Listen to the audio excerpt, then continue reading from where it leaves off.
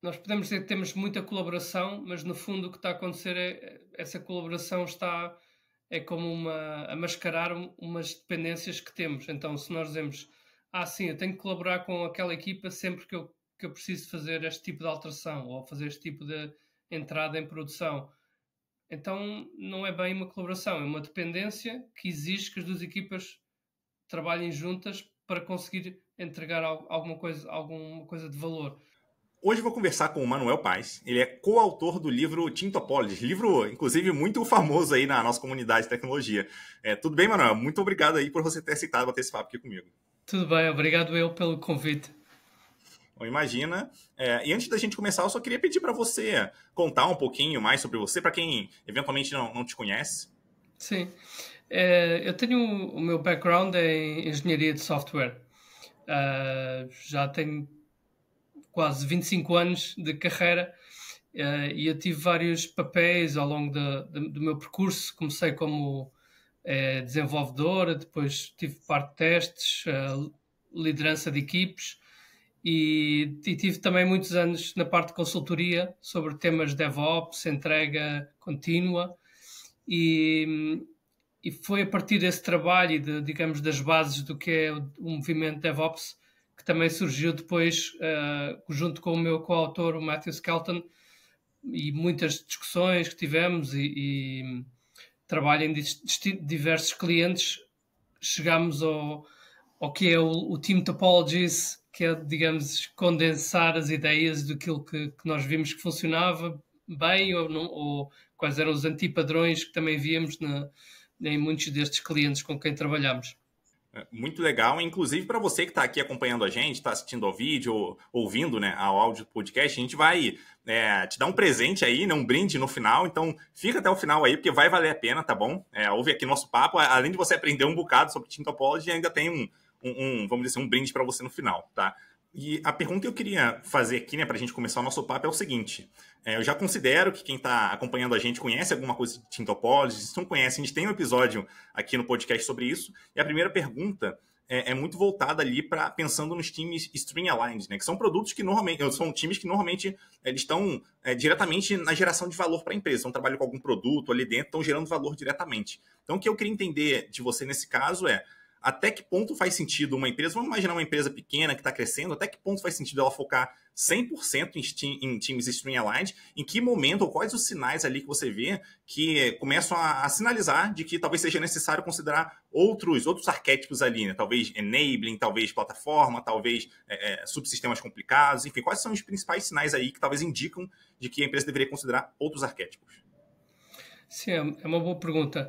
E começando pelos Streamline Teams, realmente é isso que nós estamos à espera, né? Estamos a organizar para conseguir um fluxo rápido, valor para o cliente. Estamos à espera de ter vários streams em paralelo, com equipas responsáveis trabalhando em paralelo, não é? O que já é bastante diferente do tipicamente que organizamos muitas vezes baseado em componentes, ou esta equipa responsável por este componente, esta pela outra, mas depois o fluxo de valor requer estas várias equipas trabalharem e estarem sincronizadas. Então isso leva a que a entrega seja muito lenta. Então, como tu bem disseste, começamos com os Streamlined. E, idealmente são equipas que conseguem, de uma forma muito independente, entregar valor ao cliente. Seja um serviço independente ou mesmo uma parte de um produto maior, mas que consegue evoluir de uma forma independente. Então, nós estamos a tentar, tipicamente, otimizar para ter mais equipas streamlined, mas o que acontece, e temos até um exemplo bastante interessante publicado no nosso site, é no teamtopologies.com, de uma empresa chamada USwitch, em que muitas vezes essas equipas streamline, principalmente se estão a ter êxito, estão a ser bem sucedidas na sua entrega, tipicamente vão ter mais e mais responsabilidades. Vamos pedir a essas equipas para fazerem mais coisas e isso leva a que estamos a aumentar o que nós chamamos a carga cognitiva da equipa. E muitas vezes chegamos a um ponto em que as equipas que até tinham sido bastante bem sucedidas e conseguiam entregar valor rapidamente, começam a ir cada vez mais devagar. a própria equipa tipicamente também sente, já não conseguimos ter o ritmo que tínhamos há um ano ou há 2 anos. Então isso é um dos sinais. Quer a equipa também pode levar a alguma desmotivação das pessoas, porque já não se sentem tão que estão a entregar tanto valor como antes.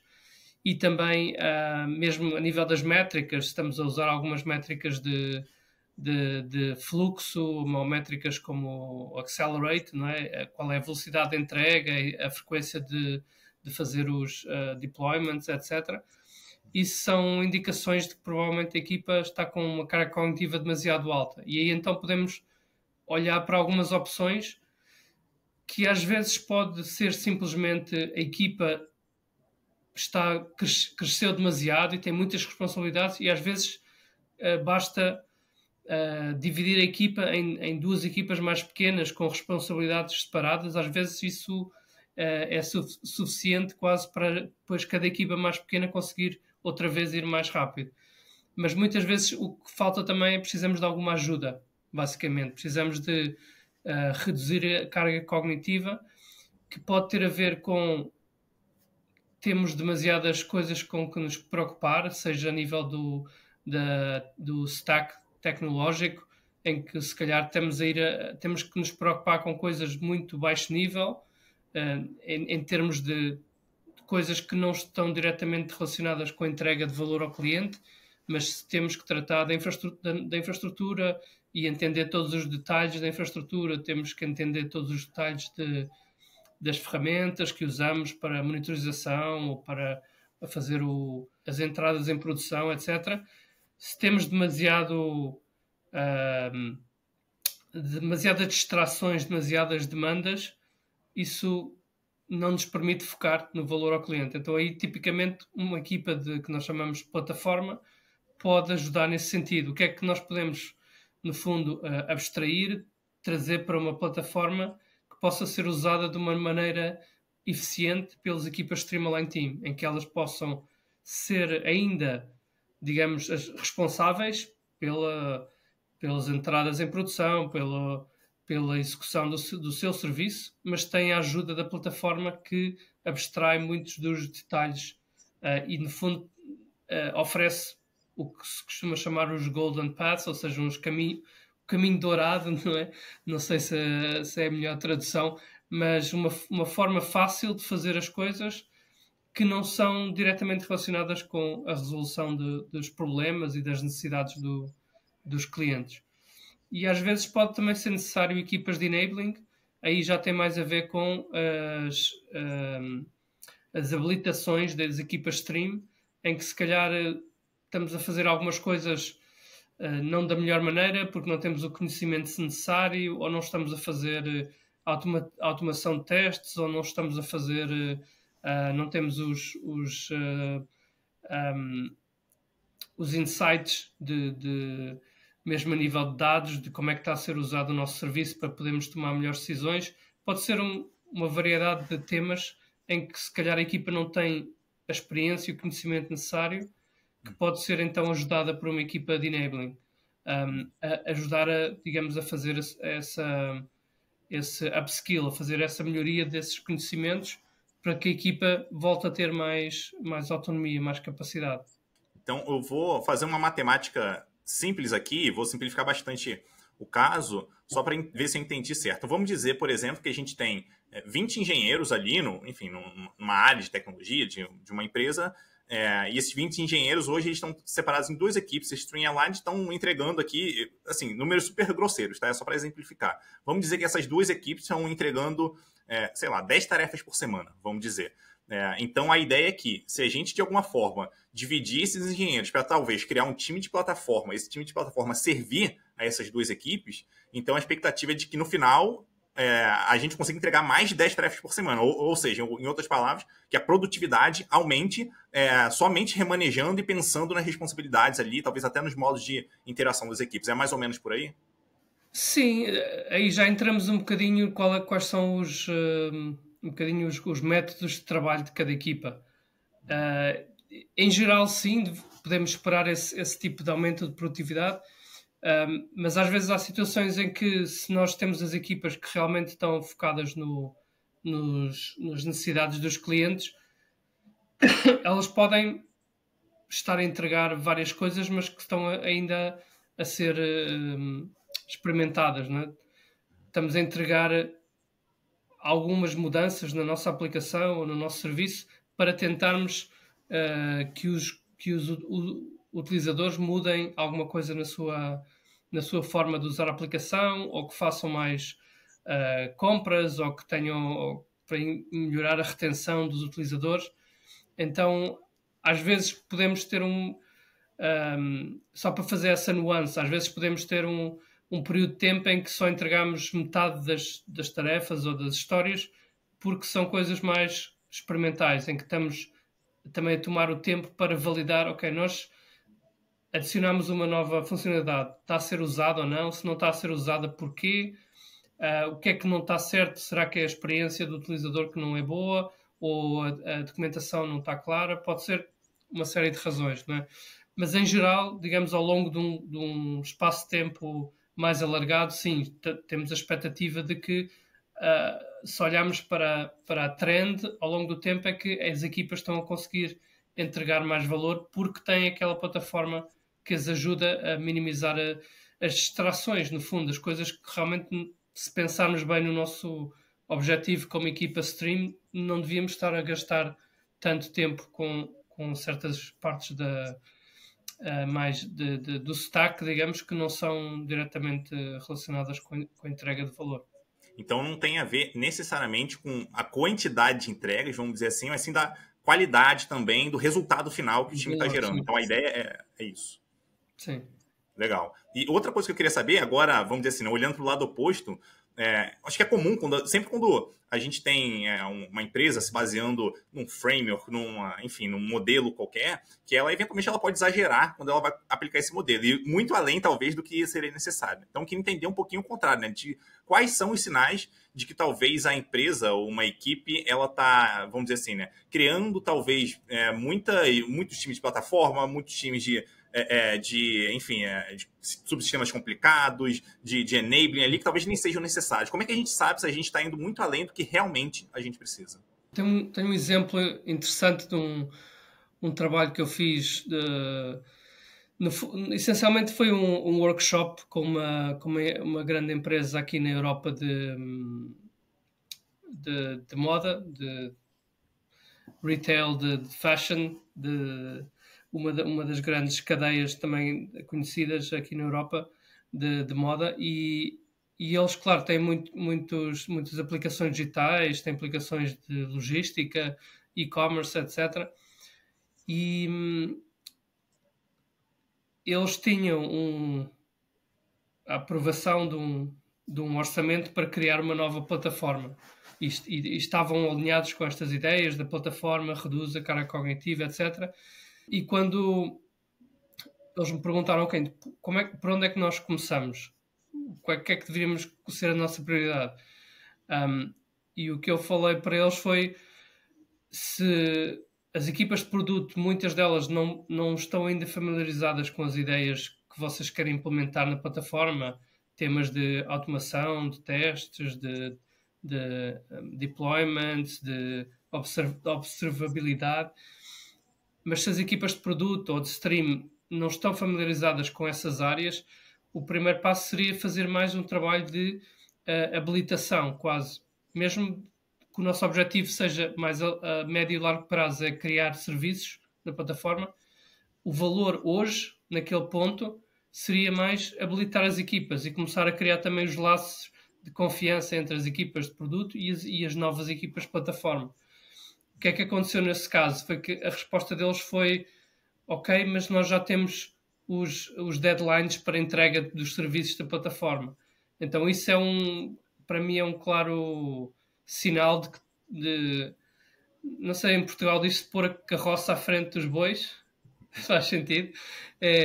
Estarmos já a pensar muito à frente e não termos o espaço para dar passos muito mais pequenos e perceber, ok, hoje precisamos fazer a habilitação, precisamos que as equipas comecem a entender o porquê sequer de pensar nesta plataforma.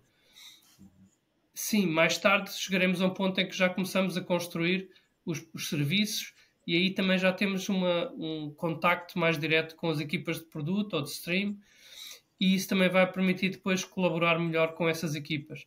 Mas muitas vezes tem a ver também muitas vezes com a questão do como é que é feito como é que são feitos os orçamentos, e os orçamentos já é feito, está aqui este valor para investir na plataforma, mas é durante este período de tempo. Então já põe em marcha uma série de expectativas de entregas, de serviços e de funcionalidades, quando na realidade o que precisamos é algo muito mais flexível. Devemos ter um roadmap, sim, para a plataforma, para poder também explicar para o resto das equipas o que é que estamos a fazer e qual é o nosso foco, mas esse roadmap tem que ser bastante flexível para entender, ok, se calhar aquilo que nós pensávamos que era uma prioridade, afinal vendo que as equipas estão com outro tipo de problemas, então vamos focar nesses problemas e como é que ajudamos as equipas a irem mais rápido e resolver esses problemas e não seguir um roadmap de 3, 6 meses ou até um ano, que é muito inflexível. Então esse é um antipadrão bastante forte. Então, esse seria talvez o principal desafio que as empresas enfrentam ali quando elas começam a pensar em, putz, como é que eu consigo colocar Team Topology na prática aqui? Esse caminho, talvez definir por onde começar, esse roadmap, né? Ou ir com calma até conseguir chegar lá, ou tem algum outro desafio, assim, você vê, não, esse aqui, em praticamente toda a implementação, né, de Team Topology eu vejo acontecendo nas empresas. O que eu vejo algumas vezes e isto acontece, eu acho, com qualquer metodologia ou novas práticas. Em alguns casos, o que a organização está a tentar fazer é, no fundo, não mudar propriamente a maneira de trabalhar e as responsabilidades das equipas, mas sim fazer um mapeamento com os novos, neste caso, os novos tipos de equipa e então, quando eu vejo o que eles apresentam já um diagrama enorme com todas as equipas, streamline, plataforma e tudo funciona perfeitamente, é um sinal está aqui qualquer coisa que não está certo. E tipicamente depois quando começamos a ir um bocadinho mais a fundo, ok, esta equipa não é realmente streamlined, é uma equipa que está focada numa tecnologia ou é uma equipa que só faz back-end.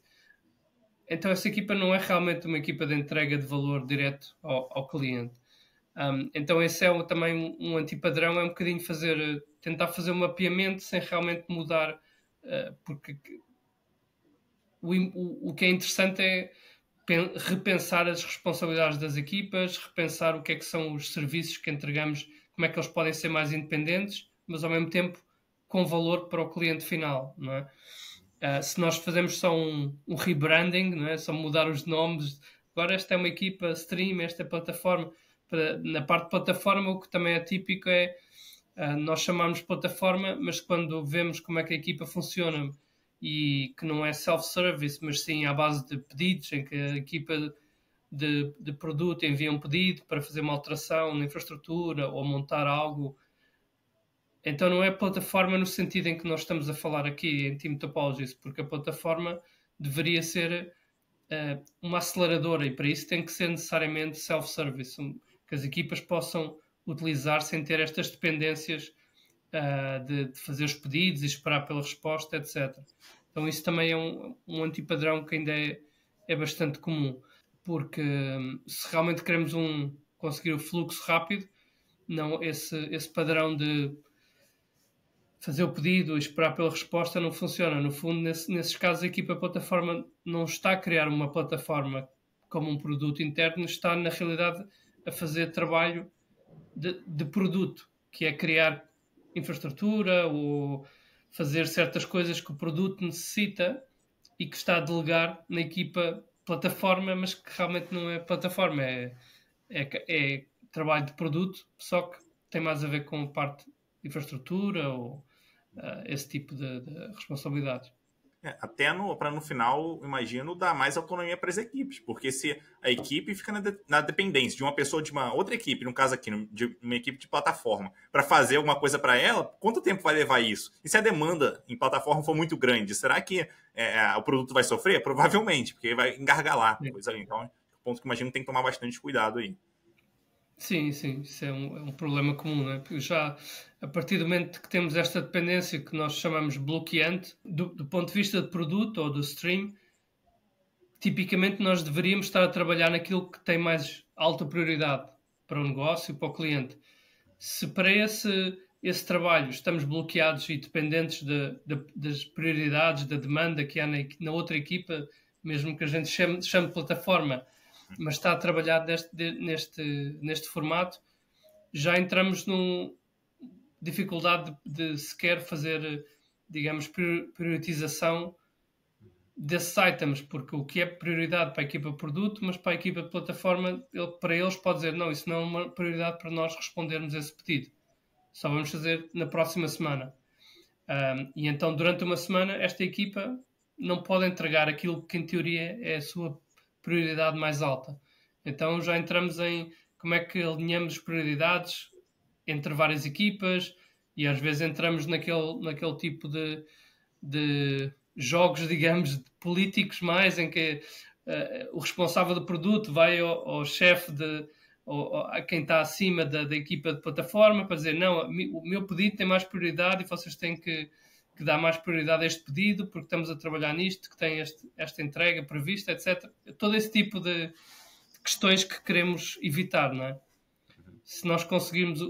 A ideia dos streams também se aplica, no fundo, à plataforma. Idealmente, a plataforma está a trabalhar em vários streams em que os clientes são internos, mas estamos a entregar valor para esses clientes internos também de uma maneira independente o mais possível. Eu estava até em um episódio antigo, não vou lembrar o número, mas nesse episódio eu gravei com o Eduardo da Silva, por um acaso de Portugal também. E é um negócio que eu comentei lá. Boa. E um negócio que eu comentei com ele nesse episódio é que, assim, colaboração é um negócio muito legal, mas precisar de colaboração, se a gente depende da colaboração, aí talvez a gente tenha um problema aqui, enfim, tem que ver se realmente a gente não consegue automatizar isso de alguma forma, enfim, tornar mais self-service, vamos dizer assim. Né? E aí que os modos de interação começam a se tornar algo relevante ali, né? Porque não se trata somente de separar as equipes. A forma como elas interagem vai fazer toda a diferença também no final de como elas vão conseguir ou não ser produtivas ali, né? Fazer as entregas, enfim, gerar valor no negócio. Sim, acho que isso é um ponto muito importante em que nós podemos dizer que temos muita colaboração, mas no fundo o que está a acontecer essa colaboração é como a mascarar umas dependências que temos. Então, se nós dizemos, sim, eu tenho que colaborar com aquela equipa sempre que eu preciso fazer este tipo de alteração ou fazer este tipo de entrada em produção. Então, não é bem uma colaboração, é uma dependência que exige que as duas equipas trabalhem juntas para conseguir entregar alguma coisa de valor. Então, aí, provavelmente não é o tipo de colaboração que nós deveríamos estar focados. A colaboração que aporta mais valor é quando estamos a identificar como é que trabalhamos melhor. Ou seja, como é que clarificamos o que é que são as responsabilidades de cada equipa. Às vezes precisamos de fazer digamos, uma mudança de responsabilidades em que, ok, esta parte afinal não devia ser responsável desta equipa, devia ser da outra. Então sim, precisamos colaborar para ver como é que nós fazemos este ajuste das responsabilidades e daquilo que estamos a entregar em cada equipa. Aí sim tem valor a colaboração porque o que estamos a fazer é preparar o caminho, digamos, para que depois da colaboração conseguimos outra vez ser mais autónomos as duas equipas e conseguimos outra vez trabalhar de forma mais independente. Mas se a colaboração basicamente é para resolver problemas de dependências, então, ou seja, estamos a repetir a dependência, mas não estamos a remover a dependência entre as equipas. Team Topology, assim, quando a gente olha, vamos dizer assim, né, a uma certa distância, é relativamente simples. Então, a gente tem os modos de interação, a gente tem os arquétipos e tal, né? Só que eu imagino que quando a gente vai começar entrando, isso vai se tornando muito profundo, porque a gente está falando no final de como que a gente consegue melhor organizar times de tecnologia, quando a gente fala disso em escala, mesmo tendo um framework, alguma coisa por trás, não é algo tão trivial assim. Então, o que eu queria entender um pouquinho de você pensando ali em Team Topologies, como que as empresas usam, onde, assim, qual é normalmente a parte onde as pessoas têm mais elas têm mais dificuldade de entender ali em relação à antitopose, mais dificuldade de aplicar, né? E como que você consegue talvez explicar essa parte que talvez as empresas tenham mais dificuldade de uma forma que fique fácil para elas entenderem? Sim. É uma pergunta bastante interessante, porque nós, quando escrevemos o livro, tínhamos essa intenção de pensar quais são, digamos, o mínimo de arquétipos e de interações, ou seja, quais são é como o Lego, não é? Quais são os blocos básicos que nós podemos usar para depois montar ou pensar o nosso modelo operacional e como é que as equipas trabalham e poder evoluir esse modelo. Então o nosso pensamento está muito focado em isso. Não tanto em definir para mim, pelo menos, o Team Topology não é realmente uma framework no sentido em que não define não é como em inglês um blueprint, não é como uma referência completa a dizer necessitamos esta equipa e aquela equipa, e uma equipa aqui e outra aqui, que existem frameworks que fazem isso, porque o que nós queremos é permitir que esses padrões e esses arquétipos sejam usados como um ponto de partida para pensar em cada contexto o que é que faz sentido para nós. Mesmo o que falámos antes, da expectativa de ter mais streamline teams e ter algumas equipas de plataforma enabling, eu já vi alguns casos em que até eles, num caso, até uma organização mais ou menos pequena, mas que já tinha várias equipas de plataforma e menos equipas stream, e eles estavam preocupados se estavam a fazer alguma coisa mal. Mas no caso deles, olhando para o que essas equipas de plataforma faziam, realmente tinha sentido, porque estavam, embora fossem mais equipas de plataforma, estavam realmente focadas naquilo que as equipas stream realmente podiam reutilizar para ir muito mais rápido. Então é um bocadinho uma exceção, mas naquele contexto fazia sentido. E o nosso objetivo foi sempre esse, pensar qual é o número mínimo de padrões que podem ajudar a pensar como é que nós resolvemos os problemas que temos hoje. E enquanto há outros frameworks em que são muito mais prescritivas, já recomendam, por isso é que Team Topologies não fala dentro de uma equipa quais deveriam ser os roles ou quais deveriam ser os processos, porque isso aí já estamos a entrar em muito detalhe, não é? Já prescrever muitas coisas. Eu queria até aproveitar para entender um pouquinho a tua visão, como que você enxerga a relação, a integração entre Team Topologies e agilidade. Porque, assim, por que eu estou perguntando isso? Porque quando a gente fala de agilidade, ela vai dar alguns direcionamentos ali que são, na minha visão, importantes. Então, você ter times relativamente pequenos, times multidisciplinares, independentes, dentro do possível, né? Você tenta formar times independentes. Então, tem vários direcionamentos ali. E Team Topologies, ele acaba olhando por um outro ângulo. Então, eu queria entender um pouquinho como você enxerga essa relação, ou se não tem relação nenhuma entre uma coisa e outra. Sim, tem relação. E, curiosamente, quando o livro foi publicado, nós tivemos muitas reações de Agile Coaches.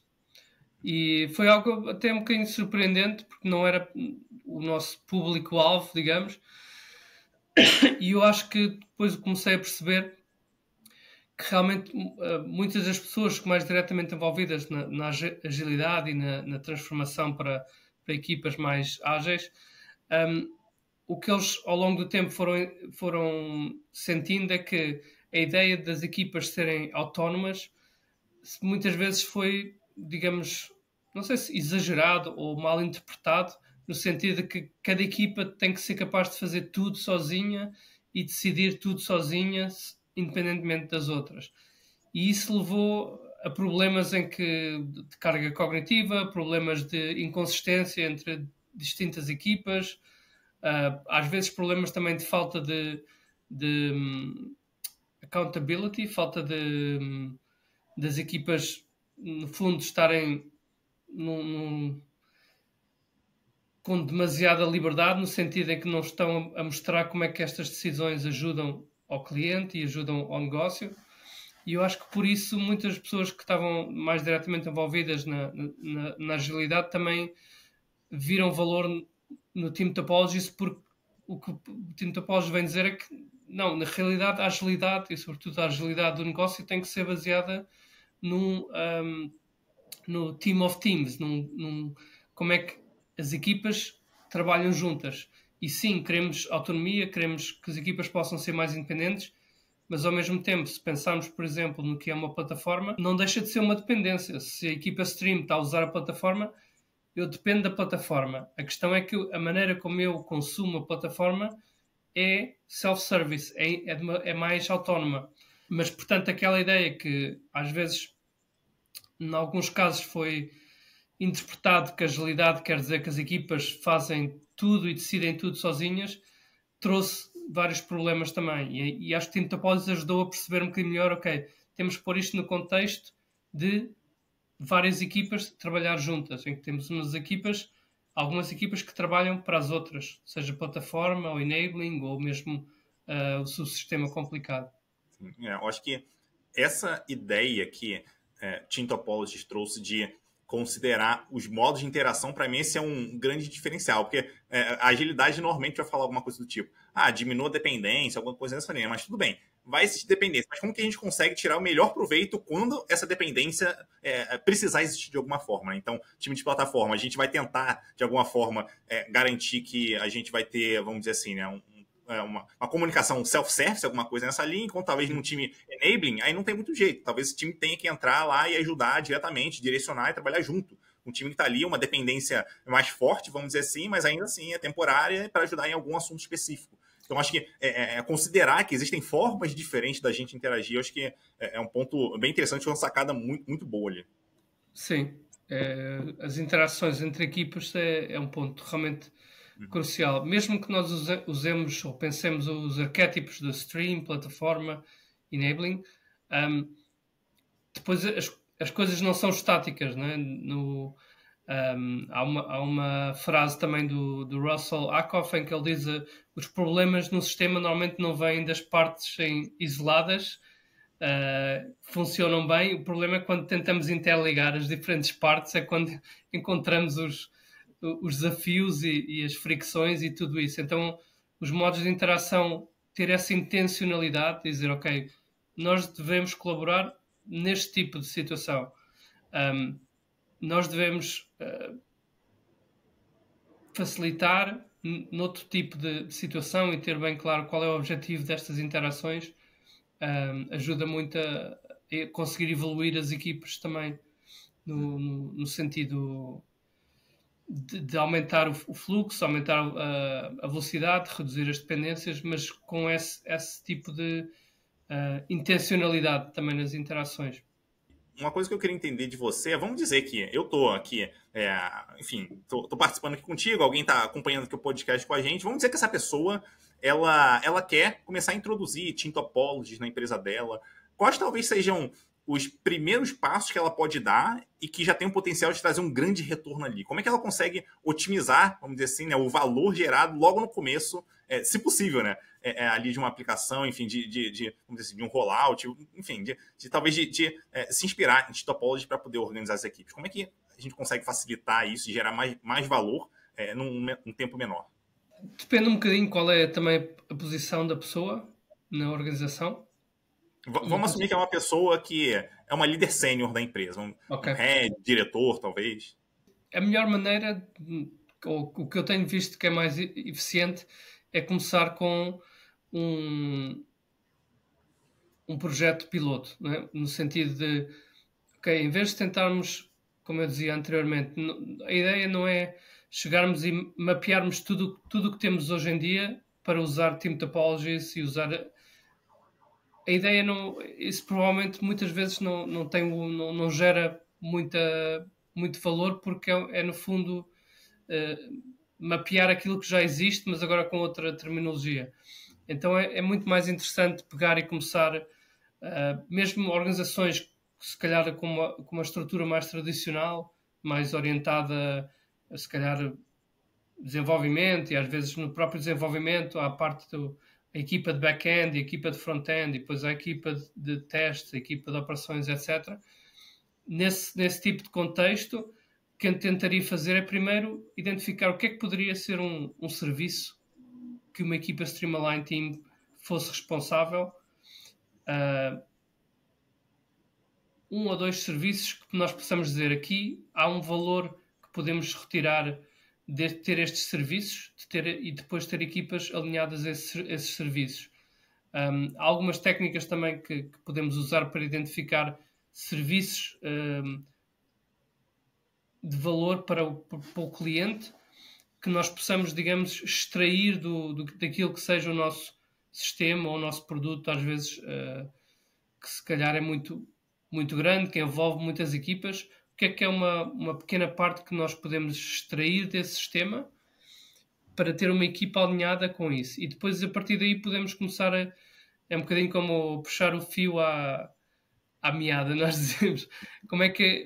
Se nós queremos, idealmente, ter este serviço aqui mais relativamente pequeno, mas com valor para o cliente, e queremos ter uma equipa ou até duas equipas, mas responsáveis por esse serviço, o que é que essa equipa necessita? E aí começamos a puxar e a ver, ok, a equipa necessita ter acesso ao sistema de produção e conseguir fazer deploy, precisa de um pipeline para poder entregar as suas alterações ao seu serviço, precisa de entender como é que vão fazer os testes, como é que vão fazer diagnóstico deste serviço, etc. E começamos a ir buscar e a ver, ok, esta equipa precisa se calhar também de outras capacidades, habilitações que não tem ainda, se calhar precisamos ou de uma equipa de enabling ou uma equipa que possa ajudar a aumentar as habilitações ou, em alguns casos, até trazer alguém que tenha as habilitações necessárias para complementar o que aquela equipa tem hoje em dia. Mas se nós conseguirmos, no fundo, mostrar que é possível uma equipa relativamente pequena ter responsabilidade por um serviço e consegue já entregar valor ao cliente de uma forma regular, isso já é um passo bastante grande. Mesmo que nós tenhamos até 50, 100 equipas, mostrar que é possível fazer diferente com uma ou duas equipas já é um passo muito grande. Para depois, então, podemos trazer aquilo que fomos aprendendo com esse pequeno passo e começar a trazer para o resto da organização. Sim, eu acho que esse ponto é bem interessante, porque às vezes a gente acha que, não, eu já sei exatamente o que eu quero fazer, aí vai lá, monta aquela mudança gigante. Mas, na verdade, são essas pequenas mudanças que vão trazer aprendizado e isso você consegue replicar depois e ir crescendo aos pouquinhos, ao invés de tentar, vamos dizer assim, correr o risco de falhar muito grande ali, enfim, virar um caos, né? Completamente. É um bocadinho quase trazer a agilidade no sentido de ter esse aprendizado contínuo e ir ajustando, ok, aqui a equipa ainda tem aqui umas falhas, precisamos de mudar alguma coisa e isso já nos vai dar uma bagagem para depois fazer então, digamos, a mudança mais abrangente. No final das contas é importante controlar um pouquinho a ansiedade aí, ter paciência também para ver os resultados aparecerem. E outra Sim. coisa que eu queria entender de você é, quando você estava escrevendo o livro, enfim, ou pensando em relação a como você mencionou, as pecinhas de Lego, como que elas poderiam se encaixar e tal, teve alguma coisa que surgiu ao longo, vamos dizer assim, desse estudo e que vocês decidiram deixar de fora do livro ali, mas que, cara, talvez isso aqui pode ser interessante. A gente deixou de fora, mas acho que poderia ser interessante. Ou não, vamos dizer assim, o livro é o resumo de realmente vocês conseguiram condensar tudo que estava ali. Ou, enfim, tem alguma coisa que você acha que valeria a pena fazer? É um processo interessante porque nós publicámos o livro com o IT Revolution e o trabalho editorial, ou seja, os editores que trabalham para a IT Revolution, neste caso, no nosso livro, 2 editoras, fizeram um trabalho fantástico, ou seja, nós tínhamos um limite para o livro, do número de páginas, que tem a ver com também questões financeiras e da publicação do livro, etc. E portanto, o que elas nos ajudaram foi a entender, primeiro, como estruturar o livro para ser mais uma narrativa e levar os leitores passo a passo a adquirir, a entender os conceitos, etc. Porque a primeira versão que nós escrevemos do livro sem sem nenhuma alteração, era mais como um paper académico, não é? A pessoa lê aquilo, é muito denso e muito... porque é aquilo que nós estamos habituados a fazer, pelo menos aqui na Europa, na minha experiência, é muito aquele formato muito académico de início, meio, conclusão, e um livro tem que ser bastante diferente desse formato. Mas houve certas coisas que tiveram ficado fora porque, com a restrição do tamanho do livro, nós tivemos que fazer algumas decisões, às vezes difíceis, de dizer, ok, não podemos focar nesta parte no livro e vai ficar fora do scope. Uma das coisas tem a ver mais com a parte da engenharia, porque tanto eu como o Matthew vimos da engenharia de software e, obviamente, para nós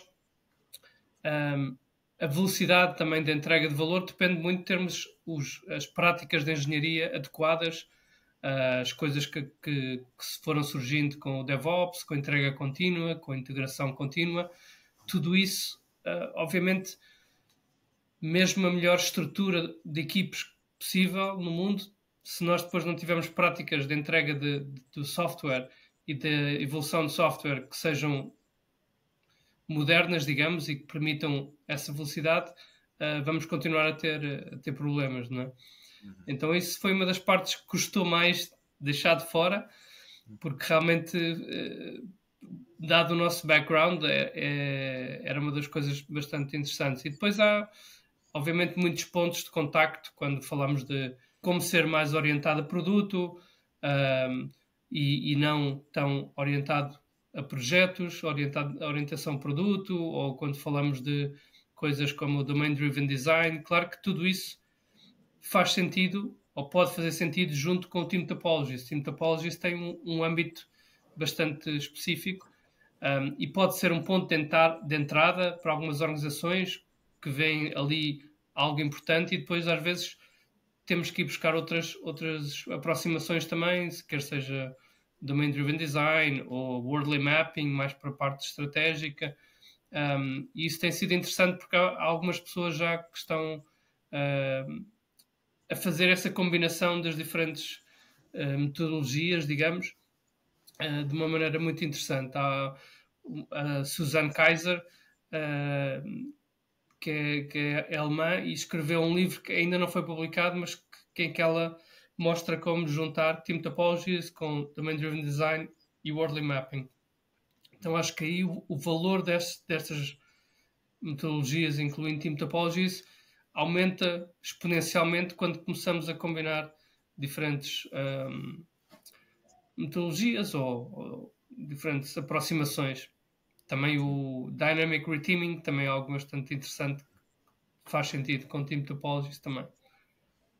Inclusive, esse é um assunto bem interessante, esse Dynamic Reteaming, né? Como é que a gente consegue formar equipes ali de forma dinâmica, enfim. Não vou entrar tanto nesse mérito, porque não é o foco aqui, mas é um assunto muito interessante. E outra coisa que eu queria entender de você é o seguinte, na sua visão, em quais situações faz sentido, aqui eu vou falar um pouquinho mais de formação de equipes, tá? Em que momento você acha que faz sentido ter uma equipe multidisciplinar versus uma equipe de plataforma, talvez em enabling ali, suportando? Eu vou te dar um exemplo aqui, tá?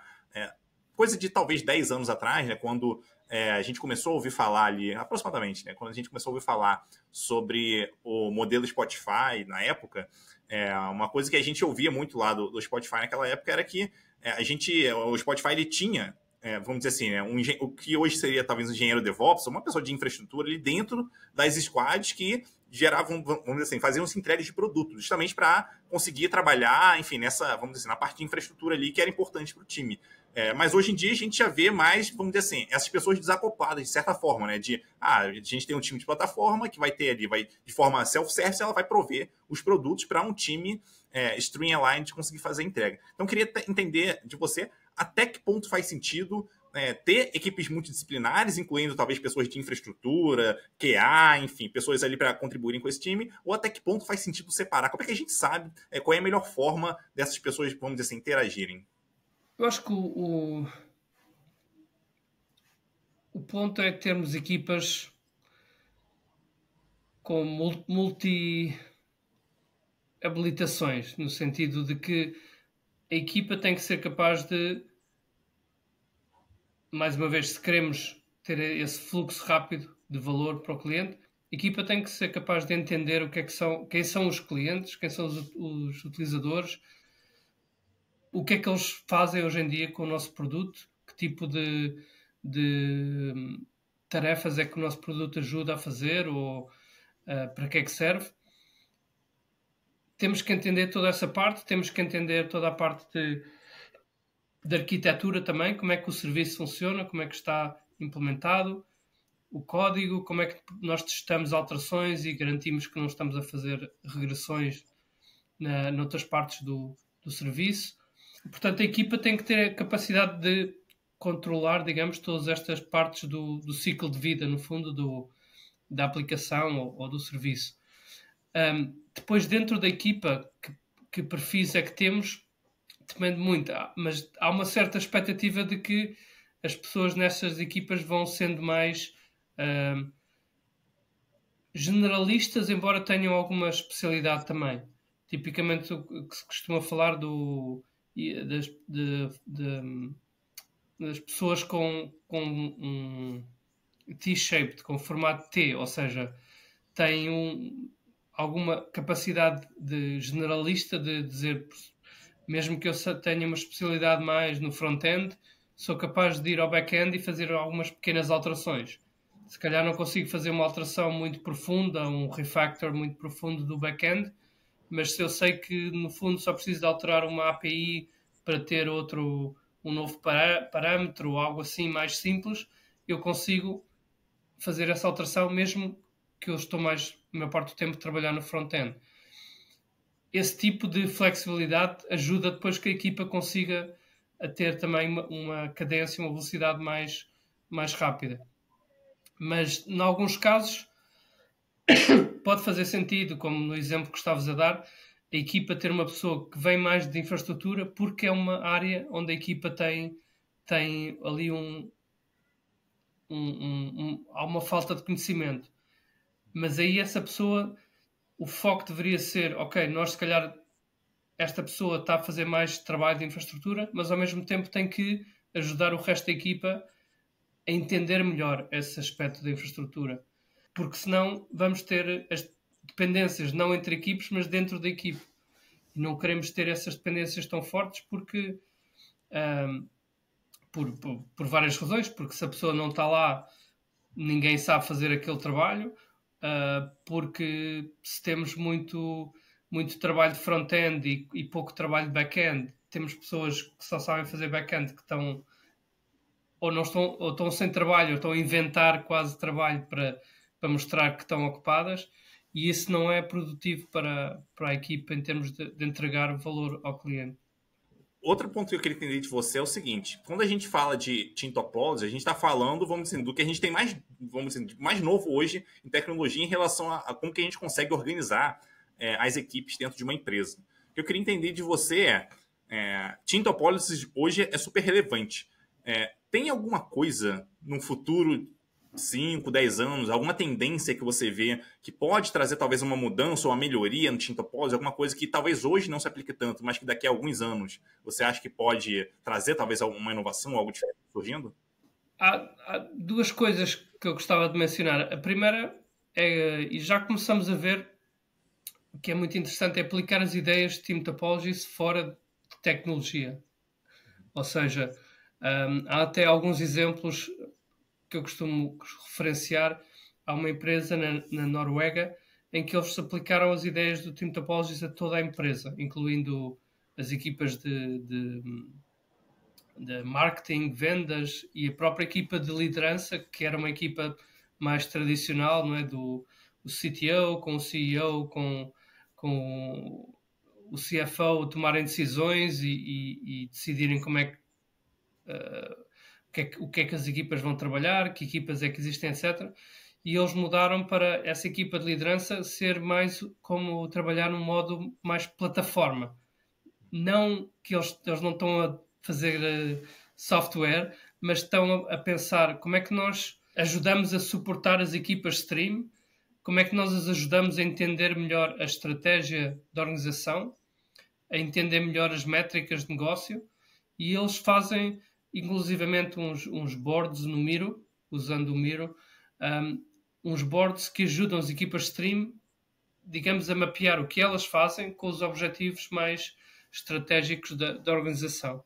Então é muito interessante esse ponto de vista em que não tem que necessariamente estar limitado só a plataforma ser um conjunto de serviços tecnológicos. Pode ser este tipo de aproximação e começamos a ver vários exemplos disso, seja fora do que é o âmbito mais tecnológico.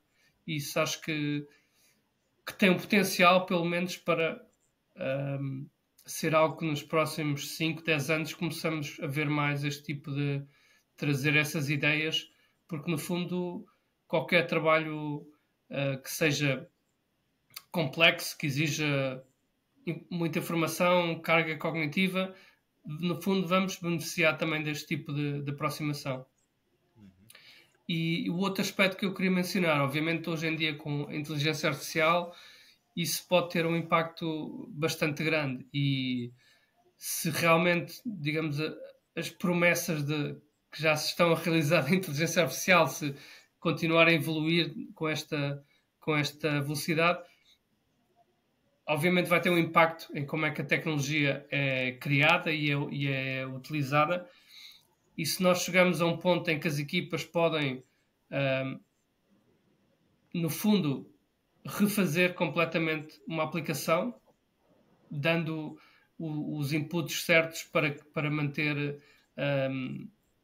aquilo que é o serviço, mas agora podemos regenerar toda a aplicação sempre que mantemos as especificações e entendemos o que é que a aplicação está a fazer. Se nós podemos fazer isso numa questão de horas ou até menos que isso, a implicação é que é esse tipo de velocidade, isto é uma ordem de magnitude mais rápido do que o que temos hoje em dia, mesmo para as melhores organizações. Isso implica que, nesse cenário,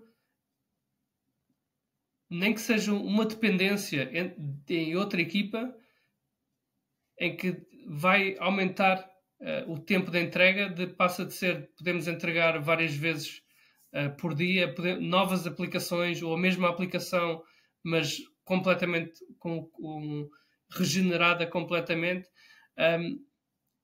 Esse tipo de velocidade não é compatível com aquelas dependências bloqueantes que nós estávamos a falar antes, não é? Em que eu posso gerar tudo automaticamente com a inteligência artificial, mas não posso colocar em produção, não posso colocar disponível aos clientes. Esse tipo de dependências, por exemplo, no meu ponto de vista, já não vai ser aceitável porque aumenta drasticamente o tempo que podia ser quase em minutos ou horas, entregar um serviço totalmente novo.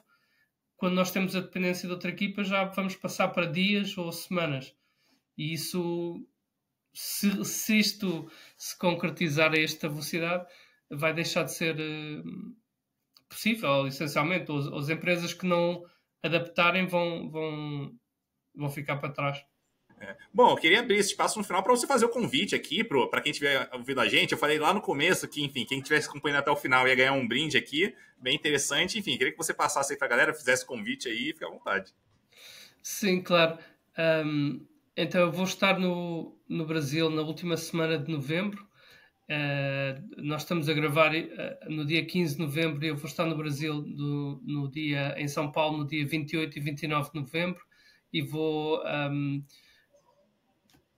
dar uma masterclass de 2 dias em São Paulo e espero já tem bastantes pessoas já interessadas que já se registaram, mas ainda tem algumas vagas e decidimos dar uma prenda que é um desconto de 20% para essa masterclass de 2 dias, com um código que basta aplicar o código para conseguir o desconto. E o código é TTForja20. Acho que vai aparecer também a imagem para que possam aplicar o código e passar 2 dias vai ser é uma masterclass em que a parte mais de apresentação tento manter isso ao mínimo, ou seja, é muito baseada em exercícios, em discussões em grupo, e muito do valor deste tipo de masterclass vem também de aprender com as outras pessoas que estão a participar, as discussões que surgem, e pronto, estou muito, muito animado para essa masterclass e espero ver alguns de vocês lá. Boa, tenho certeza que esse compartilhamento com outras pessoas faz muita diferença, mas aprender com a fonte, né, com a pessoa que escreveu o livro, é mais interessante ainda. Então fica o convite aí, vou botar o link aqui na descrição do vídeo, na nota do podcast. Muito obrigado, Manuel, por ter aceitado o convite aqui para bater esse papo. Foi muito legal conversar contigo. Um abraço e até a próxima.